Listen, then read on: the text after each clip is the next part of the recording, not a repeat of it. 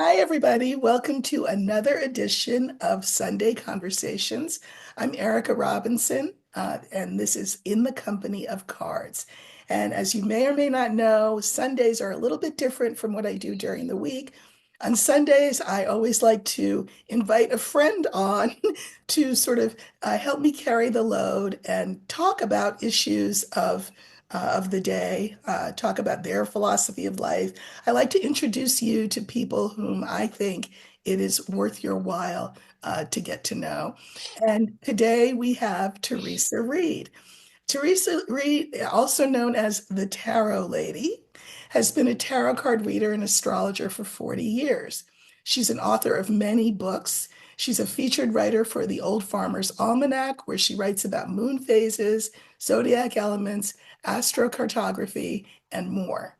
And I will have her information in the show notes so that if you'd like to get in touch, you can do that or you can see what she's up to.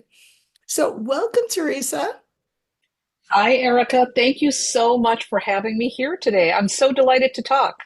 Well, this is great. We have a huge audience. I mean, for this space, almost 32,000 people. They are coming to us from around the world.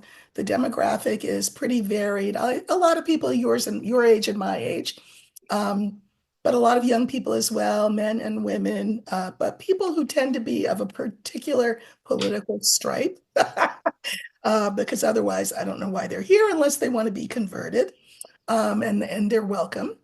And they are it's a community that is very chatty. They will definitely interact after the fact. There will be lots of comments, I'm sure.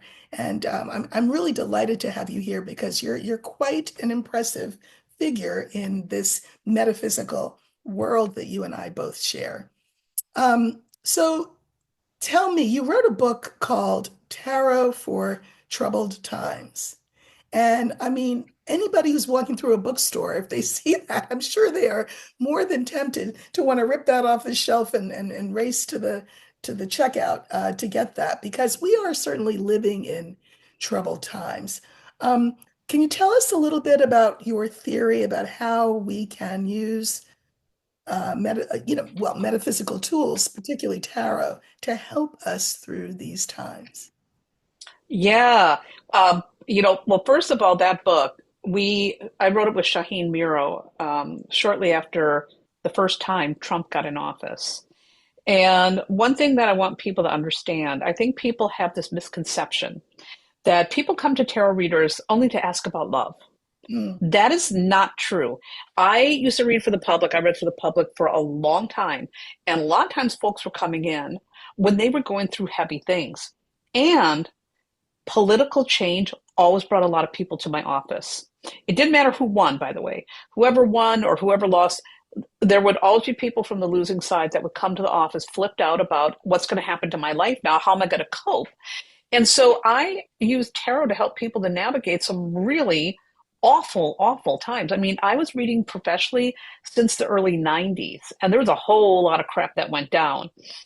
And so Shaheen Miro and I decided to do a class together called Tarot for Troubled Times because right after that election, a lot of people were scared. A lot of people saw the writing on the wall and knew what was going to go down. They knew what was coming. And I know there were a lot of people thinking, well, we got to give this guy a chance. And for those of us who are psychic in the least bit or politically aware, we knew it was going to be a very hard 4 years. And so we created this class called Tarot for Troubled Times. And the whole goal was to give people tools so that they could cope and get through what was going to come.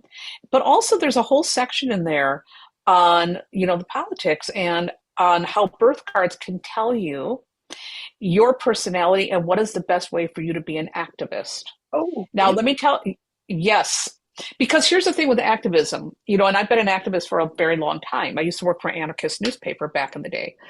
So I've done my share of protests and all that.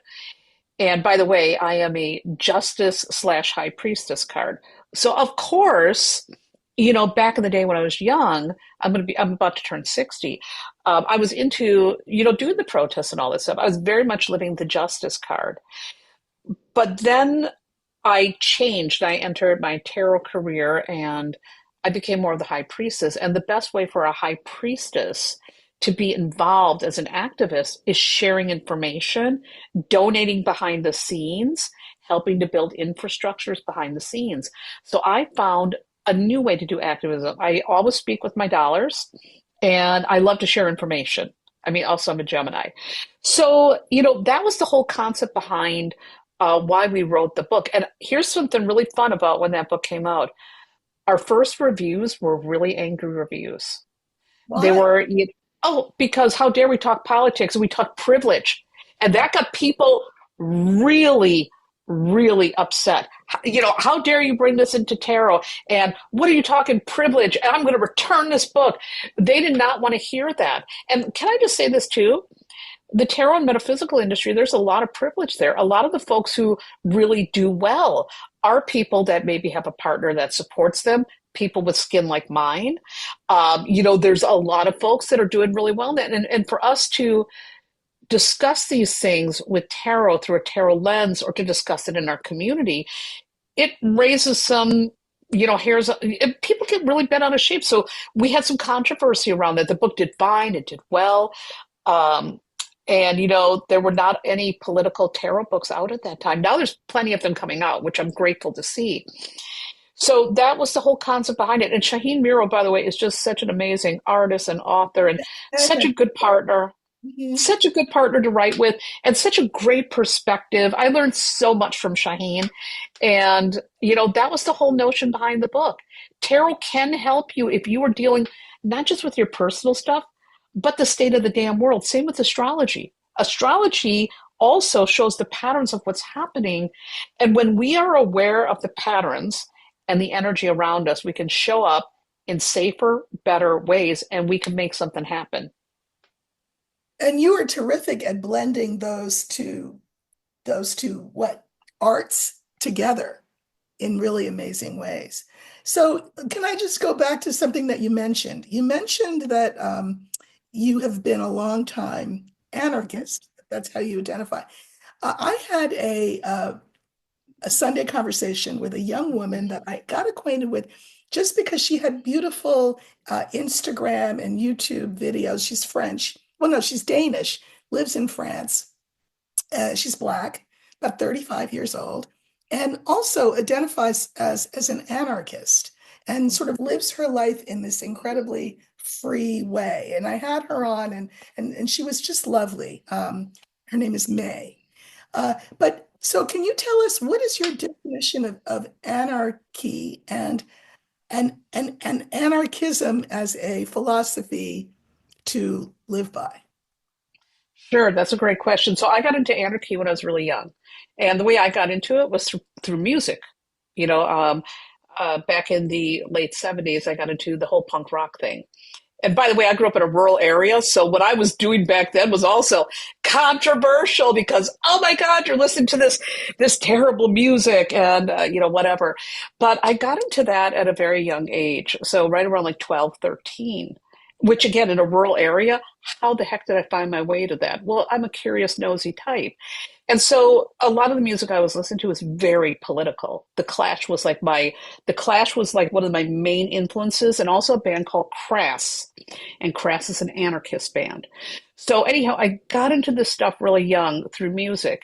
I also say a lot of things in my life happened and almost seems by accident, my tarot career, my astrology, all of that.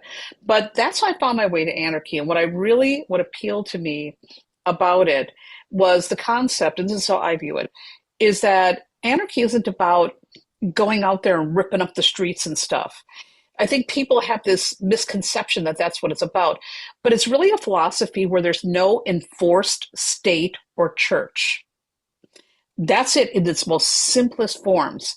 And that appealed to me because I grew up also not only in a rural area, it was very oppressive.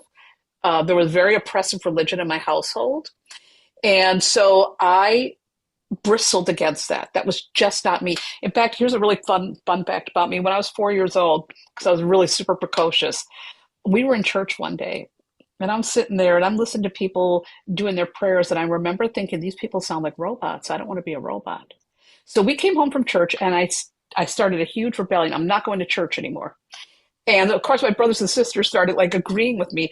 So, because it was boring for them too. And my parents got really mad. I got in big trouble. But I made a vow at that time. I said, as soon as I'm 18, I'm never going to church again. Mhm. And so my seeds for anarchy were actually planted when I was 4 years old. I just knew I didn't want to be part of a system, that I wanted my freedom to be myself, to express myself. I didn't like those types of rules. I never agreed with them. I didn't get along with them. And I almost felt like an alien where I was growing up. I had a hard time making friends because I was very different. And so I've always been a lone wolf. And so for me, anarchy always has that feeling also of being a lone wolf, that you are part of society, but you're doing your own thing. And one of the things that I'm very much a pragmatic, realistic person. So anarchy has been my philosophy since I've been, 12, 13 years old. Mostly 14 is when I became more cognizant of it. So that's a long time. I'm going to be 60. However, I don't live in that type of country. Mhm. And so I still have to pay my taxes. I still have to do things and show up and function in my society. But I live my life very free.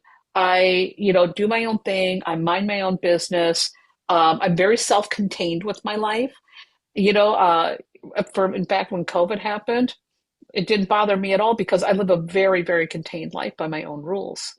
And that's really what it's all about. It's about, I've got to exist in this place, but I'm going to exist as free as I can, and I'm going to have free thoughts, and I'm not going to be bogged down by group thinking. I don't do well with group thinking. I don't like people who don't do critical thinking about things. So that's again, I'm really talking in circles here, but that's the way I view Well, all you're of that. not talking in circles at all. Speaking of the whole religion thing, I have a lot of my viewers know the story that I started out. I came from a household where my father was a Methodist minister, and eventually I thought, well, I'm going to become an Episcopal priest, and I went to divinity school. I actually have a master's of divinity, and uh,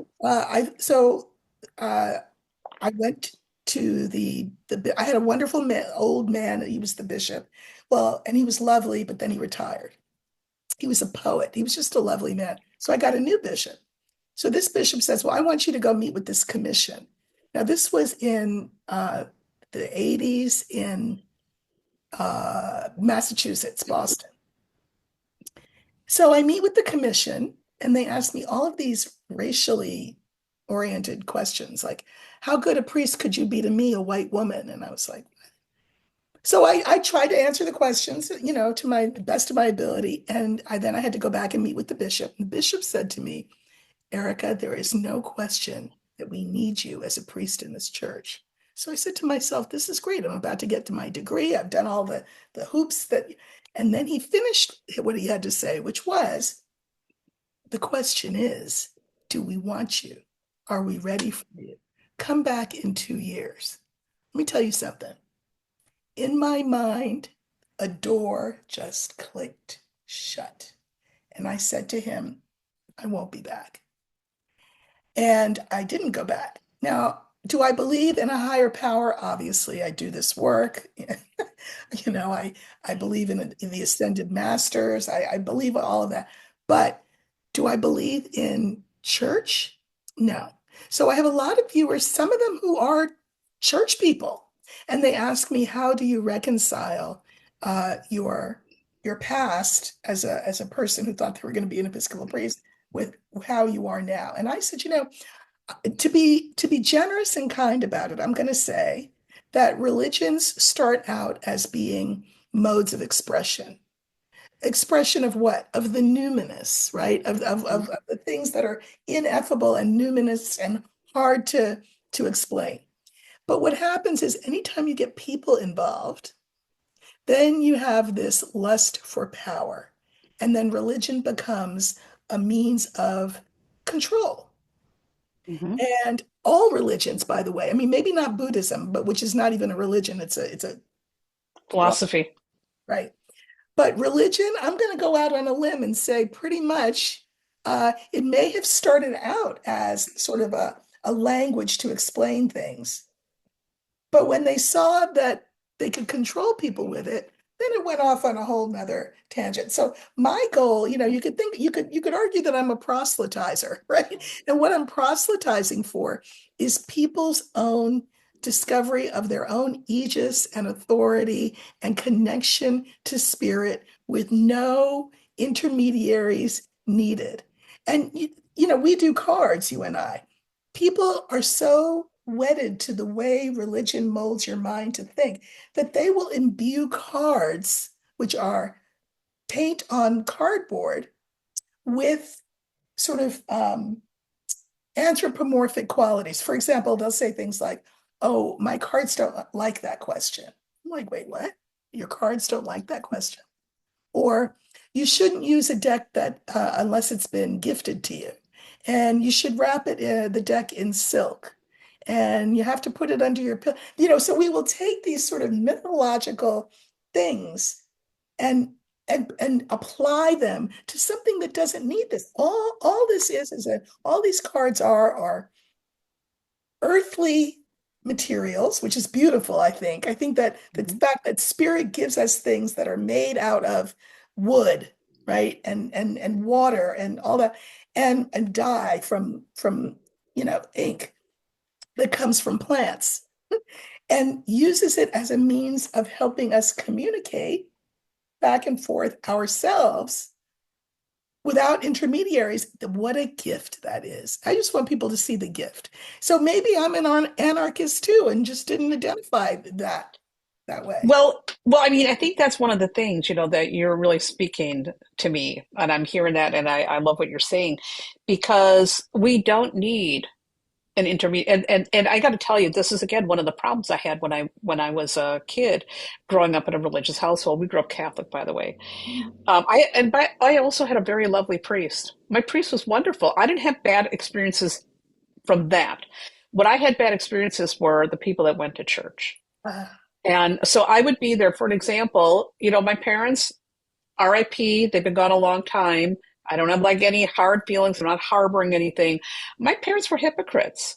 yeah, They would be going to church, doing their prayers, and go back and do their awful things.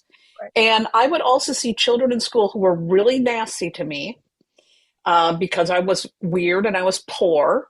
And then they would go at church and extend their hand, peace be with yeah, you, put on a big show, and I would go back to school on Monday, and they would be right back to being these nasty characters. So I had trouble with the hypocrisy, but also with this whole idea again of the group think, which what you beautifully illustrated. When you get things like they have to create a structure suddenly, there becomes a hierarchy, there becomes that need to control, to tell people what to do. I don't like that. And watching people also just go along with that, I'm like, don't you have any thoughts of your own? I mean, I don't get that. I remember one time, of course, I got in trouble, and I was at not Sunday school, we call it CCD, Catholic Education. And the teacher for that was asking us, okay, so why is it good when your parents punish you? And these kids were going along, not giving answers that children gave. They were giving answers that sounded, again, like robots. Like, well, because I know they're helping me be good. And then they come to me and I say, I don't like being punished. right. And of course, I was in big trouble then, because I was the only one telling the truth. And when you're a truth teller and you speak the truth and you go against the grain and the hierarchy, and you don't need the title, you don't need the group think, or you don't need to belong, now you're going to be in a lot of trouble. That is what, it means being an anarchist. And I got to tell you also, I also had trouble with the anarchists. I, Mhm. belonged to different anarchist groups, and I would see the same thing happening there. And I'm like, wait a minute, why are you guys like, It's this a isn't community coming together? Exactly. It's this human tendency to need to put walls around people, to put them in boxes. So, for example, people would ask me, "What are you?" What do you mean, what am I? It's this need that people have, because if they can categorize you, then their worldview is they're safe because you're over Yes. here, that's your box. Okay, I understand that. And this person's in this box. Okay, I understand that. And it is limiting. I want to ask you a question because I know you're an astrologer as well. Mhm. Do you think that this groupthink urge will be one of the things that Pluto and Aquarius blows apart? Yes. I do. But Pluto is a very weird planet because Pluto, first of all, takes a long time to move through a sign. And so the change is not something that happens immediately. And Pluto does bring change, and it's in Aquarius. And Aquarius is all about communities, the collective, technology. It is about science. And right now we're seeing, first of all, a lot of really icky groupthink, and we're seeing a lot of anti-science bias, which blows my mind. No. Um, but Pluto comes in and it tears things down and it then rebuilds it. Now, Pluto has been in Capricorn for a long time, and the United States just went through the Pluto return.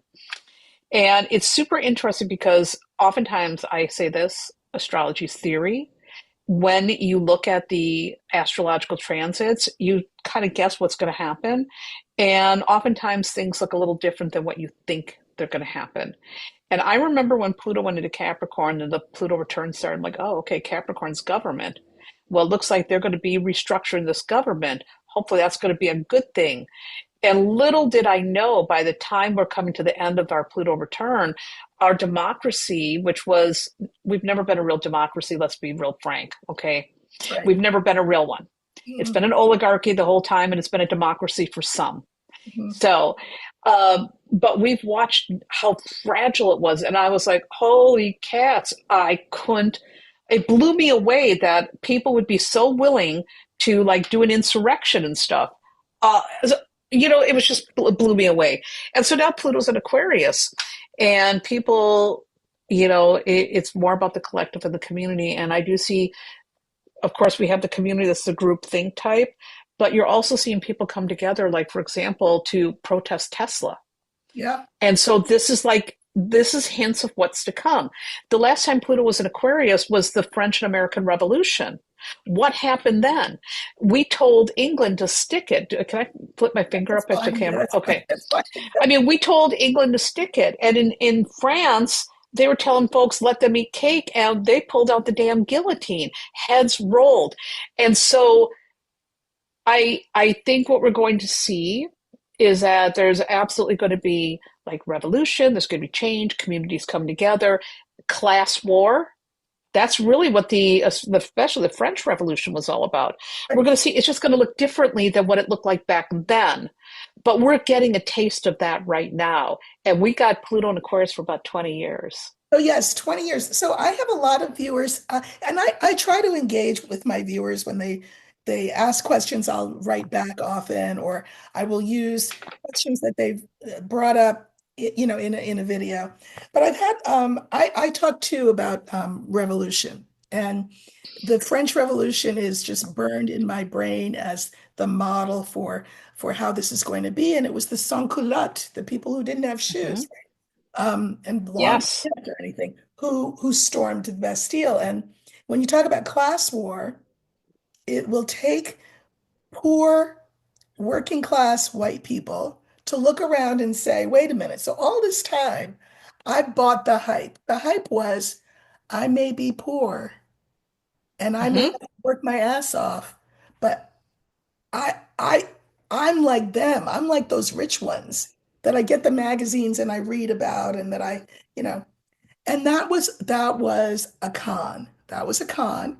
And I think people are going to wake up, which is why nobody wants anybody to be woke. Mm-hmm. People are going to wake up and say, okay, that guy down the street may not look like me, but this, and this about him are exactly like me. I have more in common with this guy than the guy with the golden escalator and toilet seat. Wait a minute. And that's when the Bastille will be stormed. But I have a lot of viewers will say things like, "Okay, well, when?" Like okay, that's enough. We get it now. This is hard enough. We're done. No more punishment. Can we just like and I think it's important for people to remember that we're talking about a 20-year cycle. Now, Yep. I'm a lot older than you. I'm going to be 69 my next birthday. And so I may well not be here, or if I'm here, I may not know what time it is by then. But I had my younger brother on, and he's very Zen Buddhist type guy. And he reminded me, he said, we are not promised the win. were promised the war. And so, Ooh. we do this for our children and our children's children. And I always think about my slave ancestors who went through life where their parents were slaves, their children were slaves, they themselves were slaves. They couldn't see a future where they wouldn't be slaves, except they did see a future where they wouldn't be slaves. They knew that they might not in their bodies see that. Like Martin Luther King said, I may not get there with you, but I know, we'll get there. So I think that one of the waking up things, especially that white people have to do, Mhm. is to understand the concept of time. Yep. And They don't that, want to hear that no, though. They no, they want, don't want to hear it. They don't.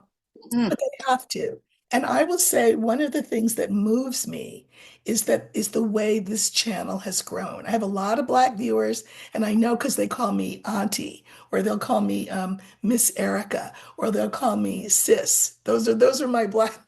But I have a ton of white women, especially mhm, viewers, and these are things that may never have occurred to them. And so they're mhm, paying attention, and it moves me deeply that I say the same things over and over and over so that it can get through. And I hear them say, I didn't know all of this before.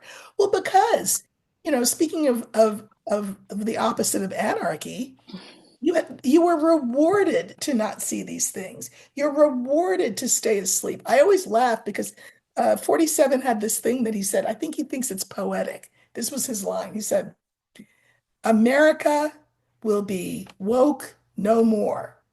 Like, mhm.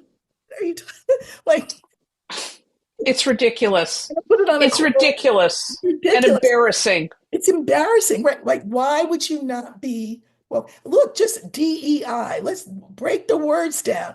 Diversity, equity, inclusion. What? Those are bad things? They're being, listen, a lot of folks are not really paying attention. They're hearing those buzzwords, like they hear woke, they hear DEI. But it's really funny when I'm talking to a white person who doesn't understand these things and they're leaning in that right direction. And I start breaking it down and saying, oh, so you don't want to live in a diverse world? And they always say, oh, well, no, I do. Okay. So, and when you just start breaking it down like that, then why would you be against DEI? You know, why you don't want inclusion? You don't want people to be included? They always will come back with, well, actually, no, I do. Well, do you think things should be equitable? That we should all have a fair shot? When you start just breaking it down, then suddenly they are like running their mouths like a motor, and they get confused. And then you'll see a little light bulb going. I don't necessarily change everybody when I do this, but I know that I'm making a point that's going to, at some point, stick in the back of their head and it might affect them. Maybe, Maybe. maybe. I mean, as an empath, I have to say that I often say to myself, what must it be like to be in their heads and have the lid blown off and be awakened? The temptation, look, we've all taken a nap in the afternoon. And now we know we have to get up because we have things to do. And we don't want to. The pull towards sleep Mhm.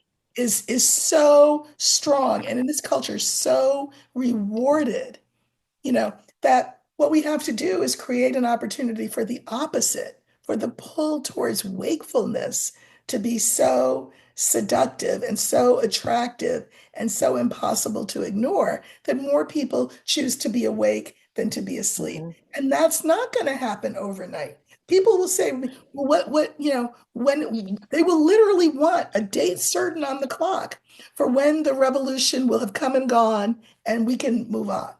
It's not Mhm. to be that way. It is not, and it's really interesting. Anytime there's again things happening in the world, I always end up having folks contact me. They're always white, and they want to guarantee for me that it's all going to work out. They're going to be okay. Yes. And I got to tell you something. Uh, Things are not always going to be comfortable. They're not, and they shouldn't be. We have to have uncomfortable conversations. We have to be able to look at the mirror and the role that we've played, whether that be through actively being, doing these horrible oppressive things, or turning a blind eye to it. We have to study history more, even though they're trying to erase it now in the government, which is disgusting. We have to look at people differently. We have to remove the blinders. We have to start really thinking again more critically. And a lot of folks are not ready to do that. So I have people coming to me, and right now I have people constantly, when do you think things are going to be okay? And I'm like, you know what? Is this my new answer? I don't have an answer for you because I don't have an answer. When are things going to be okay? They've never been okay. Never, that's the other thing. That's the other thing. People will say, this is not the country that I know. What are you talking about? I always Mm-hmm, use the funhouse analogy. I always say, as a Black person, I've always felt that living here felt like living in a funhouse. So, in other words, we all do things like pledge allegiance to the flag, stand up at the baseball game and sing whatever, apple pie, mom, all of that. We have this idea of what it means to be American and exceptionalist and all of that. And I used to say to myself, and yet people of color are treated like this? Like, how is that even, how does that mean? But the fun house dictates that you act like you know what's going on, that we're not in a fun house, that everything is normal. Meanwhile, the mirrors are distorted, everything is distorted. If you call attention to it and say, excuse me, I feel like we're in a fun house. Let's go to a different house where there's walls maybe instead of disorienting mirrors. You pay a price for that. If you're mm-hmm, Black, you know better than to do it because you, you know what I always tell people? I say, when I taught school, I said to a boy, this was young, and I was young in my career, tell me about your friends. He looked at me, Black kid. He said, Miss. I said, what? He said, Miss, I don't have friends. I said, yes, you do. I've seen you with some. He said, no, you don't understand. He said, I don't have friends. I have associates. Now, at the time, I thought, geez, that's pretty jaded for a teenager. But in the fullness of time, as my mother would say, I realized, wait a minute, he's right. So I think about, for example, friendships that I've had with white people, with white women, mm-hmm, particularly. They will think that we're very close friends. But I also know there's a Rubicon. If I just tip my toe across that Rubicon, that friendship would fracture. Now, what would constitute crossing that Rubicon? Talking about race. mm-hmm. Because they will say, "Oh, I'm friends with Erica. She's Black, so I must not be racist." But they never want to have a discussion about race because they're fragile and they've been taught to be fragile and they don't like. So as Black people, we know that terrain is seeded with landmines. So we Mm-hmm. might smile and talk about whatever, but is the friendship really deep? No. So what I love in my community online, and again, it's almost 32,000 people. It's crazy. Clearly, people do want to have these conversations. They just don't know how to do it. It's part of why I have this Sunday conversation series is me talking to all kinds of people of all different backgrounds and races and all of that to say this is how you have a conversation. You listen, you Yes. talk. You listen and you talk. You become informed when you learn something that you didn't know. You don't feel threatened and slam down the top of the computer and walk away. You stay and you stay and you stay and you stay and you stay. And I'm hoping that that will get us towards the point when this revolution is something that we can see our way through and then past. Well, we do need to have these conversations. And these conversations again can get very uncomfortable. Hmm? And I know, I've had conversations with my fellow white women who they get very uncomfortable talking about race. Exactly what you're talking about. They will say things like, "Well, uh, I'm not racist." And it's like, See color. well, or that. Oh my God. you know, um, they'll say these things, and I know that these are these platitudes, and it's because they want to end the conversation and they don't want to go in there and really examine that stuff. You know, I've been very fortunate that I have my friend Simona always holds my feet to the fire and isn't afraid to tell me if I'm being stupid. And listen, if I've got somebody pointing something out to me and I don't like what they're saying, but I'm going to listen. Mhm. I'm going to listen. If you're telling me something that you don't like this or you don't like that or you whatever, I'm going to listen and I'm going to learn from that. I'm going to go process that. And I'm not going to right away slam the damn door shut. And now this is where you see my Gemini thing. I love to listen.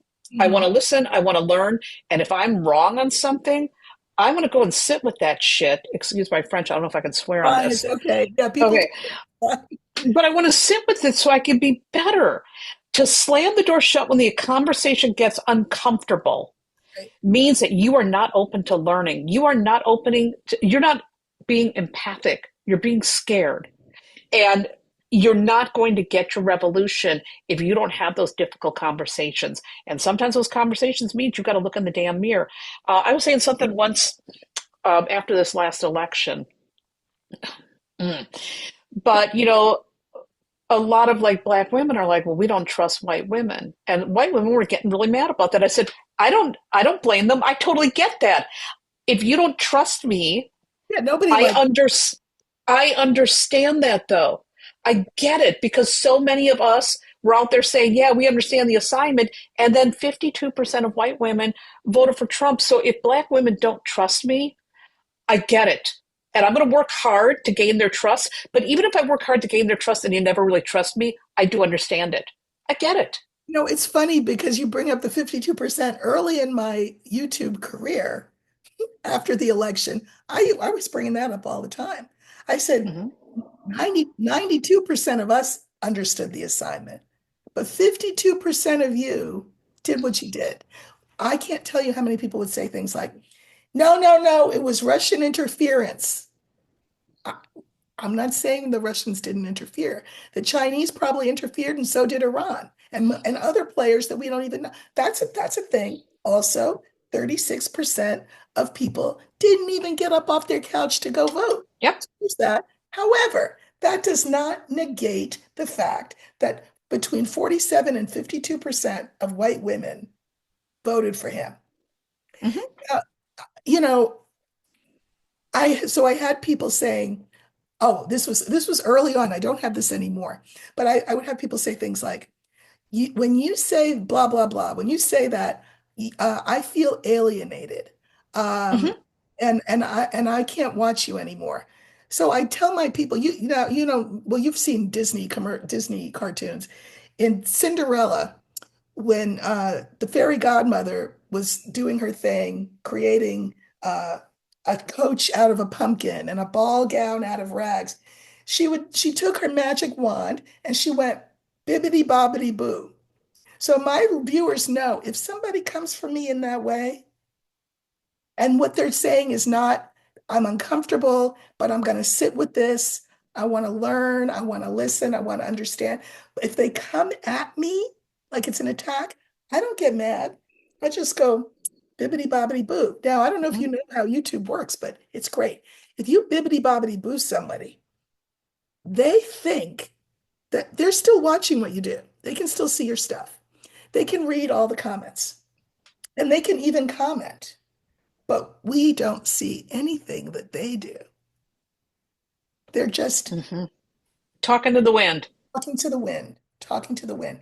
And so, what has happened over time in this community is people have learned how to listen, how to ask questions respectfully of each other. It's just a beautiful thing because hopefully it models what we need to be doing, in real life. I mean, people will say, women will say, and you've heard this, well, I don't want to say the wrong thing. This is what white women will Mm-hmm. say. They don't want to talk about it because they want Yep. to say the right thing.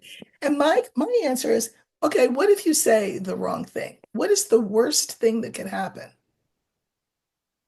Like Ralph Ellison, the great writer of Invisible Man, had a quote. He says, all sickness is not unto death. Like, Mm-hmm. are you going to die? I mean, what is the worst thing that can happen? Is that somebody checks you and then Some you people then you know. But you know what, Erica? Some people don't like to be checked because once again, they get uncomfortable. They don't want to be wrong. And now, again, talking about my childhood. So I grew up in a household of pathological liars. No offense, mom and dad are long gone. And I was a truth teller. I got in trouble for telling the truth because it made them uncomfortable. Right, Truth makes people so flipping uncomfortable. But let me tell you something. I would rather have the truth in my face, even if I didn't like it. I right, would rather have that than somebody tell me a beautiful lie or just push something under the rug because at least then I maybe I can learn, maybe I can understand. It's going to make me think. Truth is scary. Truth can, again, it can make people uncomfortable, and they just want to shut that stuff down. But if we do not face the truth about the way things are going, the way things have been, our history, um, we're going to never ever be able to change things. So right. we have to talk and we have to listen. And if you get called out by somebody, because Lord knows I can make plenty of mistakes. I run my mouth like an idiot sometimes. You think you're saying something clever, and then somebody says, "Hey, you know what you said right there? Blah blah blah." And I'm like, "Oh yeah, you're right. Shoot." I have a friend who, called me out, and it was something they thought I was doing, which I wasn't doing actually. But they said, "Oh, I thought you were doing this," and I'm like, "No, actually, that's not what I was doing." But thank you for coming and telling me that's what you thought I was doing instead of not saying anything and having a bad thought about me. I would much rather have you come up and say, "Hey, did you do that?" No, or if I did do it, I could say, "Yes, I did. Why was it wrong?" You know what I mean? So when somebody calls and checks you, it's good for you. No, I don't know why she popped. Well, I do know why she popped into my head. Somebody popped into my head just now. Emily Dickinson. And Emily Dickinson in her later life stayed in her house. I mean, she went out into her yard. She was a gardener, but she, for the most part, stayed in her house and in that room and wrote. And yet she was someone who imagined a world. She saw beyond herself Yeah. from her desk. And I say that to say, when people ask, well, how long is this revelation going to last, and what does it look like? And we, I want to make the case that there's the macro, that's true, but then there's also the micro. And we're all thinking that the revolution is going to be the storming like we saw on January 6th. It's not going to be like that. And revolution can take place in small, quiet, intimate ways. The most micro would be self-examination. I heard this Yes. thing and it made me feel some type of way. What does that mean? Let me ponder that. Let me journal about that. Let me examine that. And then you can get a little less micro and you reach out to a friend. I heard this thing, it made me feel some type of way. You know, what do you think? And then it like a pond, like a ripples in a pond. You know what I'm saying? Yes. The micro becomes macro. We are all, I believe, broken off parts of whatever created us, right? And we're all just trying to find our way home. But we can't get home until we do the work of revolution. And the work of revolution starts in our hearts, Yep. you know? Absolutely. It starts with you looking within and really, really doing that deep work. And that deep work, again, is very scary. It's very uncomfortable. Mhm. And I know that some people will get to a certain point where they think they're done. Okay, I've done my work. I've read this book by, blah, blah, blah. I'm good now. And it's like, well, actually, no, you're not. It's ongoing. And just when you think that you have become enlightened, you discover another facet of yourself that you really need to work on. There's so much that we have to unpack because we do grow up in a society. I mean, even though I'm self-contained, I'm still part of the world. I've been part of the world now for 60 years. So there's things I'm always finding that I need to unpack. I mean, I was just having this long conversation with my daughter about fascism and fashion, Mm. something that you don't really think about that much. And I'm like, you're right. And so she's pointing out some things. We're having this long conversation about that. And you just never think about sometimes even like your buying choices, how that's upholding certain things. So we have, there's just always something to unpack. Let's just put it that way. Always. Absolutely. Can you give us, I mean, maybe this is unfair, but is there and I even hate to use the word, well, an exercise or a practice that we could use, for example, with tarot, Mhm. we could use on a daily basis in a meditative way to help us do that micro work that hopefully Mhm. will people out? Is there anything that you can think of that would be helpful there? One of the simplest things you can do is pull a card and use that card as some type of meditative tool. And what I mean by, first of all, I love meditating, just so Mhm. you know, I'm one of those. And I love journaling. Journaling is like even more so than meditation is my favorite thing to do. By the way, I just burned 20 years of journals. Really? Oh yeah, I went nuts. I went through the shredding phase of like, nobody needs to read these stories and shredded them. And I was at this event and I mentioned that out loud and everybody gasped in horror. But journaling which is a form of meditation is really good. So what you can do is simply pull a card. And I'm not talking doing a card of the day for divination. Pull that card and just take some time to either meditate on it and how that card feels to you and how you can see that card showing up in the world, how Mhm. you can see yourself showing up in the world as that card. Mhm. You can use it for reflection. And more importantly, if you journal just about what I'm feeling. Now, somebody suggested to me a while back that, that morning pages that Julia Cameron does, Yeah. she does that with tarot. She pulls a card and just writes whatever. But if you're writing about the things you're experiencing, the things you're seeing in the world from that tarot perspective, it can really help you to sort out a lot of things. So, meditating with it and meditating with the focus on you and your place in the world, or journaling on a card of the day from that perspective can be very helpful. A lot of times when I'm looking at the state of the world, I'll pull a card and I'll write a whole bunch of shit. Some of it nobody needs to see either. Mm. It's all F words and this and that. But, it can be, again, very, very helpful for processing because, again, we're living in this world right now that is really wild and terrible. And tarot can be this tool to process your feelings about it and to reflect on your role in the world while all these things are going on.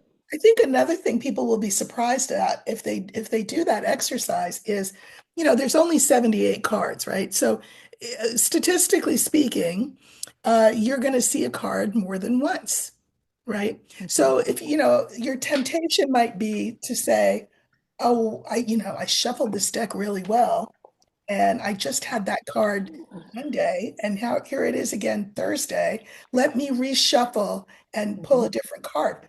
You don't need to do that because Mhm. you come to that card on Thursday, ideally, you will see different things than you saw on Monday. Or Yes. or maybe you'll see the same things, but because you've journaled and because you've thought about this and because you've had Tuesday, Wednesday in between, you will see it with new eyes. Yes. And also, you can go back days later and reflect back on that card and how it showed up and how you're showing up and what does this all mean. Mhm. So also going back is a really, really good thing to do. But Mhm. yeah, I always say if a card is like keeps coming up, it's trying to get your attention, and it always pisses me off when it does that because I'm like, King of Cups again. I don't even like looking at this card, but it's trying to get your attention. And there are so many things out there in the world that are trying to get our attention. But as you illustrated before, um, people don't like being awake. Well, can I make the case too that if that card keeps coming up, it's not that the card wants your attention. It's that, in my opinion, spirit, your higher self, which knows everything, is trying to get your attention. And the card Mhm. is the earthly tool that your higher self uses in order to do that. I mean, I that's the beauty to me of cards is that Yes. sort of symbiosis between the natural world and the spiritual world. And we sort of are in betwixt in between. We're part of both, right? Because we are dust and we are spirit. It's a great bridge, cards. Absolutely. I'm somebody who believes everything is a sign. Hmm. And so I'm always looking for signs. And cards are really great for people who don't see signs Yes. because they give you a process for being able to see. Hmm. They're Hmm. very, very good at that. They're wonderful tools. I love tarot. That's a great point. I would say this, like when I was pregnant, I would be like, why is every commercial about baby food and diapers and or when I was a widow, why are all these commercials about like life insurance and grief? Hmm. Well, because everything is always around us all the time. But what really exists for us are where we focus our attention, right? Yep. It's the idea that thoughts become things, which is true. Nothing, no thing that we see didn't first begin with a thought. If not a human thought, the mind of God, we'll call it, right? So, yes, I think that's a brilliant observation that these cards can help you focus where you weren't looking at the diaper commercials because you're not pregnant. So, you're not seeing that. Hmm. Or you're trying to lose weight and Ozempic is every other commercial, something like that. Everything is always around us, but what pulls our attention is what we choose to focus on. And cards can help us say, listen, have you thought about this? Focus on that. Yes. Well, you said thoughts become things, but things can become thoughts. So the tarot can be very much like that. Exactly. Exactly. Exactly. It's so wonderful. It's Um, amazing. and I've been looking at those cards for over 40 years, and I still to this day will see stuff in those cards that I've never noticed. When Mhm. you really do, and that's also with my journaling practice, Mhm. just going in and diving in, it's like, oh, okay, I didn't look at it this way before. Mhm. And Mhm. that's the way we are with life. We just look at things a certain way and we don't realize there's another perspective to this. Right. And so it's good to have other perspectives. It's good to look at things from very, very different perspectives. Tarot can teach you a lot about that. Right. I mean, if we're seeing something two-dimensionally and we have these tools that can show us something that's not just three-dimensional, but but infinitely dimensional, why pass that up? I would say the same thing about different decks. So, most people who do tarot are familiar with, Rider-Waite-Smith and all that. Hmm. But I've been using Nyasha Williams's Black Tarot. I used it last Yes. year and I'm using it this year again. And what strikes me is the the artist rendition of the card, and it often puts me in mind to look at a Rider-Waite-Smith rendition and look at the two of them together because that also will show you multiple facets of a card Hmm. that you might not even just see from that single card. So, feel free to, you all, look for art that moves you, that speaks to you, to decks that speak to you, because that will just sort of, again, multiply the facets and the dimensions that you can look at these issues from. One of the things that you do so beautifully on your Substack, by the way, is you combine these different decks. Mm. And I love that.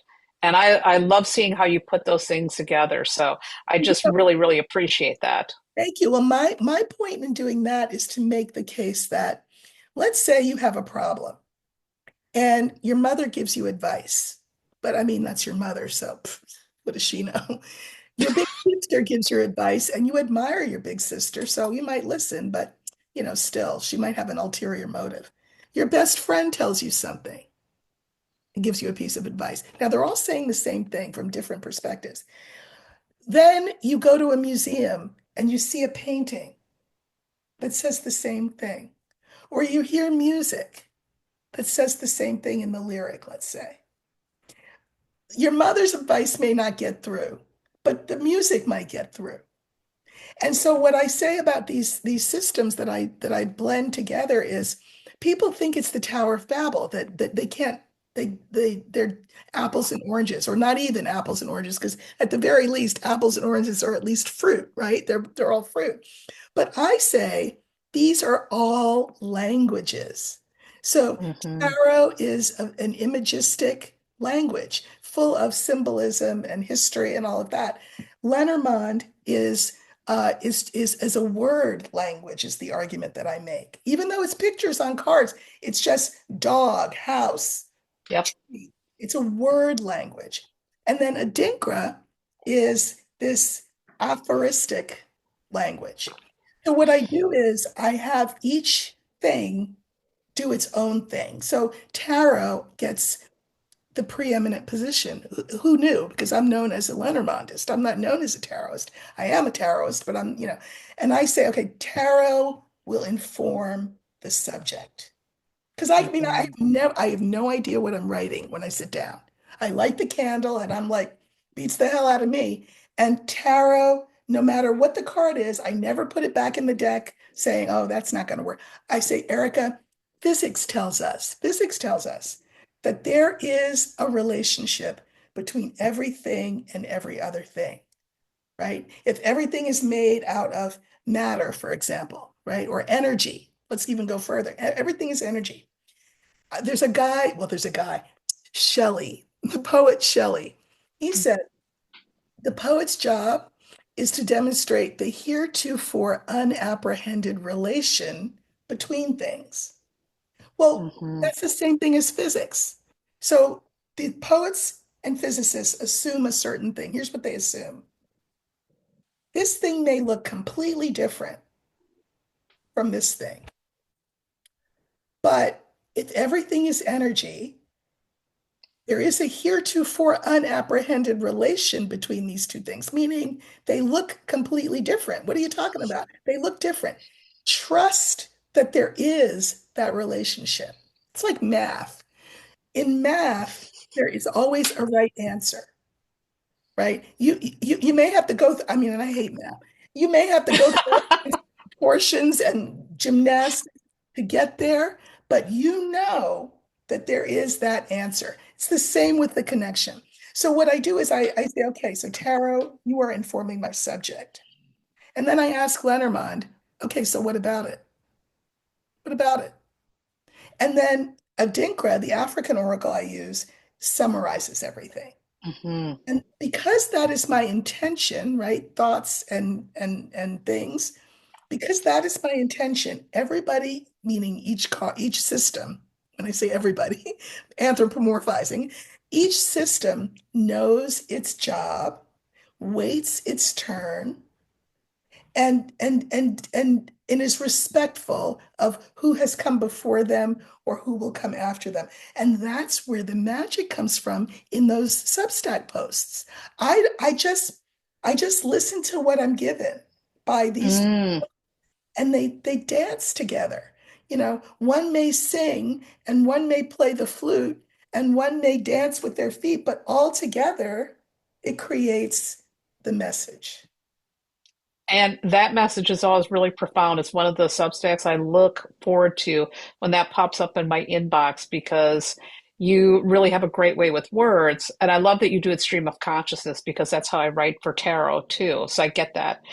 And you also talk about political subjects, which I really love. And nobody's doing that really with tarot and Well, that's uh, another thing. I mean, um, I think that there are a lot of people in the tarot community who see them as separate and distinct, or, as we mentioned off screen, they're good with how things are going. They just don't want mhm. anybody to know that. A lot of folks don't want people to know if they are good with things Mhm, because, I have relatives who are really good with things right now. Of mhm. course, I'm not talking to those relatives, but that's a whole nother kettle of fish and we're not getting into. Um, you know, some people are perfectly fine. And what's really interesting to me is you don't see many tarot readers talking like a lot of political stuff. There are some. There are some who are out there, and there are more political tarot books now than there were back in the day. Mhm. When Shaheen and I put that out there, some folks got really upset with us for how dare we write about politics. But there's books like Tarot for the Hard Work by Maria Minnis, which is so, I so love good. Such an Maria. excellent book. Yes, she's great. Yeah, Oh, such a good book. She's so brilliant. yes. There's Red Tarot. I forget the author's name off the top of my head. Mhm. um, and Radical Tarot, and I forget the author's name off the top of my head. So apologies to those authors, but these are books that are really, really good. You see more talking about politics though with astrologers, which I find fascinating. They're not afraid to go there. No. And that's really interesting. One of the astrologers that I love is Sam Reynolds. And I get readings from Sam every year. So he's my astrologer. So it's my birthday treat. Okay. But he's phenomenal.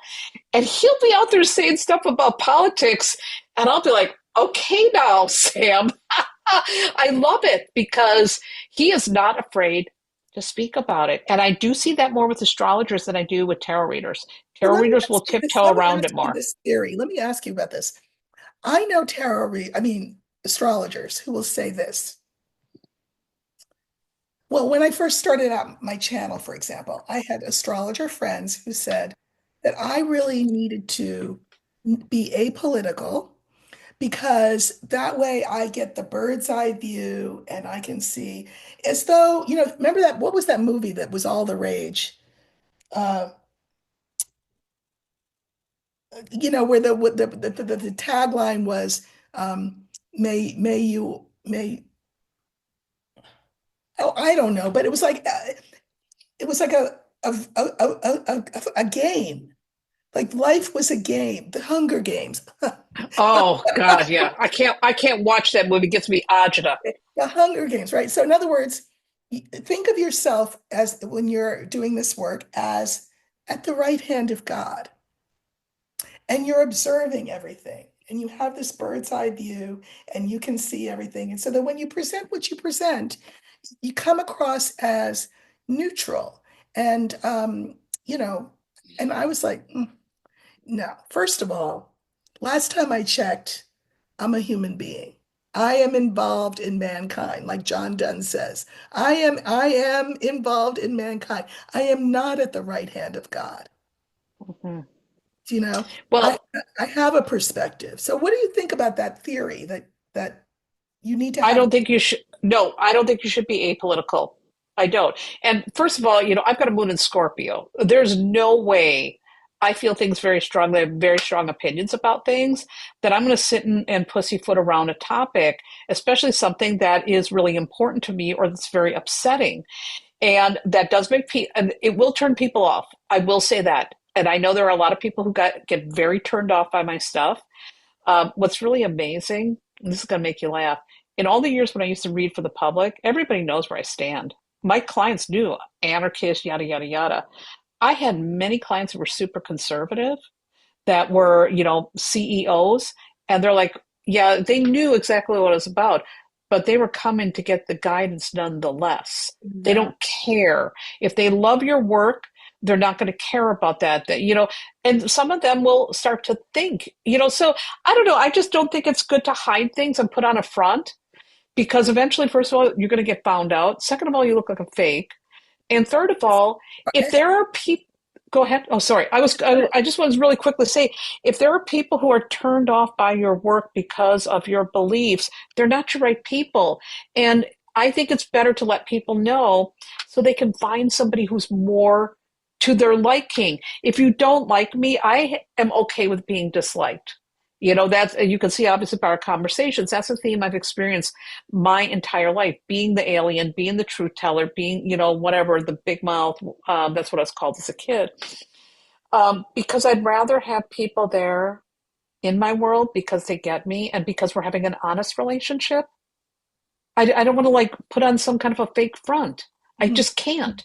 Mhm. So I'd rather be disliked, and I'm okay with that. And Mhm. I think people, if they are uncomfortable because I talk politics, then they should find somebody who doesn't do that. Go Exactly. then. It's okay. There's plenty of people out there.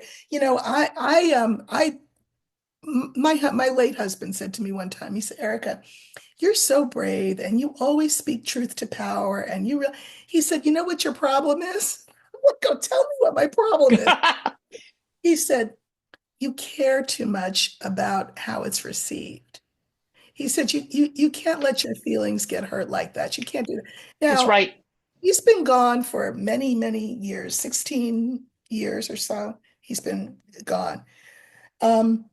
And I know that I have taken that advice to heart because this was my most recent Substack. I mentioned that I had a viewer, and she said, "I'm one of those people who's turned off by you." So I'm like, Mhm. "But I love to watch you anyway." And I'm like, this, I could get my feelings hurt, but I'm not. In fact, I'm doing what I'm meant to do. I'm comforting the afflicted and I'm afflicting the comfortable to the point where the comfortable are saying, you know what? Maybe I need to be kind of afflicted here. Yes. Yes, you're doing the right thing. I'm very sensitive too. I'm extremely, extremely sensitive and super introverted. So even putting my stuff out there's almost got like a little bit of fear with it. My husband sounds very, very similar to, yours because he's also very much like, you can't care what people think. He was a death metal musician, so he was always a peacock front stage. And when you're a musician, you deal with all kinds of stuff. And I learned so much from him about that. Mhm, That you know what, you just got to be yourself. Some folks aren't going to like it. They're not going to like the music. They're not going to like the way you groove, and that's okay. mhm. And maybe some don't like you, but they're going to sit around and stick around because they're learning something, or maybe they're sticking around because they're hate watching you. Who cares? Yes. We can't care. What we have to care about is the truth of our message and our desire to learn and to share information and to be curious and to become good humans. And we can't do that by putting on a fake face and doing something that's palatable because Mhm. that's so beige. No. Right. That's right. Which, by the way, I really hate this beige trend. Everyone's wearing beige. Their houses are all beige. I am a maximalist, and I'm like, no, I'm not doing that. I don't want. It's too palatable for me. No. Mhm, mhm. Mm-mm. Exactly. Well, it speaks to people wanting to be asleep, you know? Yeah. Well, like my daughter and I were having that conversation about fashion and fascism, and she says all these things that we're seeing now with the trad wives, we're seeing the beige clothes, we're seeing all these things. It's to get us all to conform and fall in line. And if Yes. we all look the same, think the same, act the same, that's going to give more control to people who shouldn't have control. You ever notice, Erica, the people who have control are the people who shouldn't have it? Yes. There you go. That's all you need to see.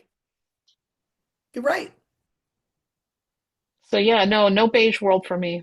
Mm-mm. Well, this was not a beige conversation, and I'm so glad that you agreed to come on with me. Um, you're fascinating. Your work is wonderful, and you all, Theresa Reed, get out there. If you go to the bookstore, you might not find my book on the shelf, but you're going to definitely find something from Theresa Reed on the shelf. Just a terrific, terrific person, and thank you so much, Theresa, for agreeing to come on. I think you're someone I'm gonna have back if you'll come back. I would be delighted, Erica. I'm grateful that we had this conversation. I'm so happy that you invited me, and I'm such a fangirl. Your Substack is, again, that is the one I wait for. So I'm Mhm. always looking for it. And for folks who are paying attention to this conversation, if you're not on that Substack, what are you waiting for? And make sure you're a paid subscriber because we always want to honor our artists and writers. Oh, thank you for saying that. Well, listen, you all, I will see you probably tomorrow with a regular rundown of what the cards are telling me about this world that we're living in. So have a wonderful rest of your weekend, and I'll see you soon.